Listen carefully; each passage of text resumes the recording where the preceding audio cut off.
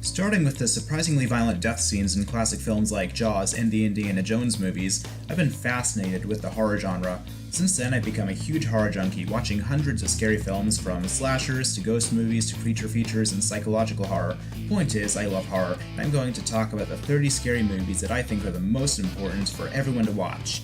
Now, there are a lot of amazing horror films out there, so obviously I've had to make some very painful cuts to this list. Not every great scary movie is on here, but I tried my best, so let's dig into some of the creepiest, goriest, and most fucked up films of all time. First, I'd like to give an honorable mention to my all-time favorite movie, American Psycho, a brilliant and endlessly quotable dark comedy about a homicidal 80s businessman. It's not exactly a horror film, but it contains some horror elements, so I think it deserves a shout-out. Now for the actual list. Alfred Hitchcock's Psycho. This 1960 classic is widely credited with inventing the slasher genre. Most of the films on this list would never have been made without it. On top of that, Psycho is really damn good. It's a compelling mystery with plenty of Hitchcock's trademark suspense, and even if it doesn't exactly scare you, it will leave you feeling very unsettled by the end.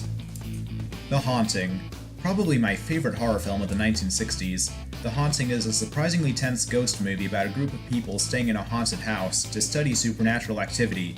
Like Psycho, even if it doesn't scare you, it's worth watching for the brilliant story and character work. The Texas Chainsaw Massacre, a gritty, grimy, and painfully realistic horror classic containing huge scares on a tiny budget. Partially inspired by real-life murderer Ed Gein, Leatherface and his family of backwoods cannibals are some of the creepiest villains in movie history. Just be sure to skip the 7 or 8 sequels and remakes. Jaws. Probably the most mainstream entry on this list, Spielberg's first major film and the first blockbuster movie ever needs no introduction. Don't be fooled by the PG rating, Jaws is still scary as fuck. Seriously, go back and watch some of those death scenes, they're fucking brutal. The Omen. You've all heard the iconic soundtrack for The Omen, and the movie itself is every bit as menacing and foreboding as the music. Satanic forces are felt throughout this story about a child revealed to be the Antichrist and the increasingly horrific events surrounding him. Halloween. One of the most acclaimed slashers of all time, and with good reason. Not only did it launch the careers of director John Carpenter and star Jamie Lee Curtis, it still manages to create an air of suspense that few slashers have ever been able to replicate. Killer Michael Myers is a brilliant creation. Almost every on-screen moment of his is terrifying. Pretty impressive for a flick about a man in a William Shatner mask stalking babysitters. Alien. The unforgettable tale of a man who wanders into the wrong part of a spaceship, gets a creature attached to his face, and then another creature bursts out of his chest and proceeds to murder his entire crew. The sequel, Aliens, is the superior film, but that one is more sci-fi action than horror. If you want straight-up horror, then check out the original. The Shining. Legendary director Stanley Kubrick's only scary movie, it's also one of his best. Combining Kubrick's surreal and artistic filmmaking with a horror story was a brilliant idea, since the only thing more chilling than Jack Nicholson's performance is the directing and atmosphere of The Shining. The Beyond. Despite the terrible English dubbing that affects many Italian horror movies, this underrated gore fest is pretty damn entertaining. What it lacks in story, it makes up for with great cinematography, atmosphere, and amazing gore effects. A Nightmare on Elm Street. Out of all the killers on this list, none scare me more than Freddy Krueger. Everything about him, from his sadistic attitude, to his backstory, to his killing methods, are downright terrifying. Despite some technical deficiencies, Nightmare on Elm Street still manages to create some pretty intense moments and frightening imagery despite its low budget. Friday the 13th Part 4. One of the few horror films to really work as a franchise, the Friday the 13th series should be watched chronologically, but I think the best entry is Part 4. It's a perfect mix of over-the-top kills, quirky characters, and features Jason Voorhees at his finest. And even though it's called the final chapter, there were 7 more sequels and a remake, some better than others. Day of the Dead. My favorite of the great George Romero's zombie films, it is one of the darkest and most nihilistic zombie flicks out there, and that is saying a lot. Mostly set inside of an underground military bunker where some of the humans are just as dangerous as the zombies, the violence and death scenes in Day of the Dead are extremely disturbing, even by zombie standards. The Thing and The Fly. I merged them into one entry because they're so similar. They're both remakes of goofy 50s sci-fi films, they're both done by legendary horror directors, John Carpenter for The Thing and David Cronenberg for The Fly. They both take the campy elements of the originals and replace them with visceral and disturbing body horror, the gore effects are amazing even by today's standards, and the filmmaking quality puts most other creature features and remakes to shame. I also enjoy the 1988 remake of The Blob, but it's not quite as good as those other two. Hellraiser. a unique and fascinating supernatural horror film about demons from hell tormenting people from the real world. Honestly, this one is a bit hard to describe. It's a blend of psychological horror, body horror, slasher elements, and supernatural elements, but it is definitely one of the creepiest and most memorable horror films out there. Evil Dead 2. While the first Evil Dead is a decent low-budget slasher, and the third entry, Army of Darkness, is a fantastic adventure comedy, Evil Dead 2 is, in my opinion, the best of the trilogy. A perfect mix of comedy, horror, and action. There is so much to like about this film, from badass leading man Bruce Campbell to the over-the-top splat stick humor, and even a few genuinely creepy moments. It's a near-perfect movie. Silence of the Lambs. Another mainstream entry, this disturbing thriller is so good that even snobbish film critics love it. Following a young FBI agent trying to hunt down a serial killer, Silence of the Lambs features one of the best leads and two of the best villains in the horror genre. And while not a conventional scary movie, it has more than enough creepy moments to justify its inclusion on the list. Brain Dead, also known as Dead Alive. Before making the Lord of the Rings trilogy, director Peter Jackson made this zombie flick, and it is possibly the bloodiest, goriest movie ever made. I'm not exaggerating.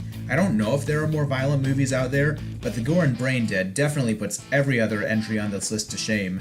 It also happens to be my favorite zombie flick of all time, so just watch it. Seriously, go watch it right now.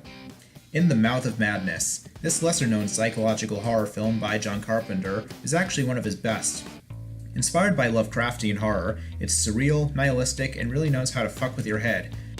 A touch of dark comedy and a terrifying story about a writer whose work is literally destroying the world makes In the Mouth of Madness one of the best scary movies of the 90s. I honestly can't recommend this one enough. Scream. The classic comedy horror does a masterful job satirizing the tropes and cliches of the slasher genre, while also being a fairly intense slasher in its own right. It was done by Nightmare on Elm Street director Wes Craven, so you know it has a good understanding of the horror genre. While many other self-aware horror movies have tried to replicate the brilliance of Scream, none have even come close. Event Horizon. An underrated and surprisingly scary sci-fi horror film, Event Horizon is best described as The Shining in space. While not as good as The Shining, I do consider it to be the best sci-fi horror flick since Alien. It combines the brutal sci-fi atmosphere of Alien with the mysterious supernatural threat of The Shining, without feeling like a ripoff of either film. Ringu. You know that really famous scene where the creepy ghost girl crawls out of the TV? Well, it originated in this Japanese film. I'm actually fine with the American remake of The Ring that more people have seen, but I think the Japanese Ringu is the stronger film.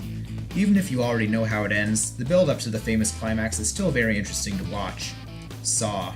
Believe it or not, I actually like most of the Saw movies. Yes, they got dumber and more unnecessary as they went on, but the series is a lot better than people give it credit for, even if it's had a pretty bad influence on the horror genre. The high points of the series is definitely the original. What it lacks in complex traps and over-the-top gore, it makes up for with strong tension and suspense. One Missed Call. Another Japanese film, this one is about a haunted cell phone, and while I know that sounds like the dumbest premise ever, Takashi Miike actually does a pretty good job with it. The plot isn't dependent on the characters acting stupid, it doesn't exploit lazy jump scares like many ghost movies do, and it actually makes the premise seem very creepy and threatening, something many techno horror films fail to do. The Descent. A claustrophobic and distressing movie about women explorers trapped in caves with bloodthirsty creatures, this survival horror flick is pretty damn disturbing for a creature feature. It's also very satisfying to see a movie like this where the characters act intelligent and aren't annoying, and actually builds tension instead of just throwing gore and jump moments in your face. Hatchet.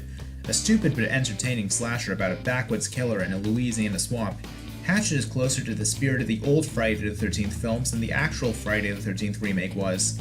It has the over-the-top kills, the dumb but entertaining characters, and a big badass killer who happens to be played by former Jason Voorhees actor Kane Hodder. It's a decent popcorn flick. Eden Lake. Many of the movies on this list have some sense of fun, or at least extremely dark comedy, but Eden Lake has neither. It's just a slow build-up to a series of extremely disturbing moments. If you want a horror film devoid of goofiness and cheap scares, this one's for you. The Loved Ones. Another very disturbing film, this underrated Australian flick about a rejection gone horribly wrong is brutal and depressing as hell. It also has one of the best villains in any horror movie ever and doesn't pull any punches with the disturbing moments. It's a tough watch, but it's worth every minute of it. The Conjuring. Probably my favorite horror movie of the decade, this ghost story about a family in a haunted house may have a simple premise, but stands out thanks to its meticulous writing and directing. The characters in this film are so believable that they sometimes feel like they're from a completely different genre. But make no mistake, The Conjuring is one of the scariest movies of all time. The Babadook. Another simple premise that stands out thanks to brilliant filmmaking, this Australian flick about a mother and son being terrorized by a mysterious creature gets under your skin just as the titular villain does to the characters. This stylized and symbolic movie is another tough one to describe. I guess it's part ghost movie, part psychological horror, and part art house film. Stephen King's It. Now, I'm not a fan of the original It miniseries. Yeah, Tim Curry is a lot of fun, but it's not nearly as scary as it wants to be, and is often unintentionally hilarious. The remake, on the other hand, takes all the goofy and silly moments from the original and turns the fear factor up to 11. Strong characters and plenty of shit-your-pants scary moments make this one of the best remakes ever and an instant horror classic. Well, that's it. I love all the movies on this list, and hopefully I've encouraged you to watch a few of them yourself. Some of them might not be for your personal taste, but all of them are definitely worth checking out. Thanks for watching, and be sure to subscribe. Good night, everybody.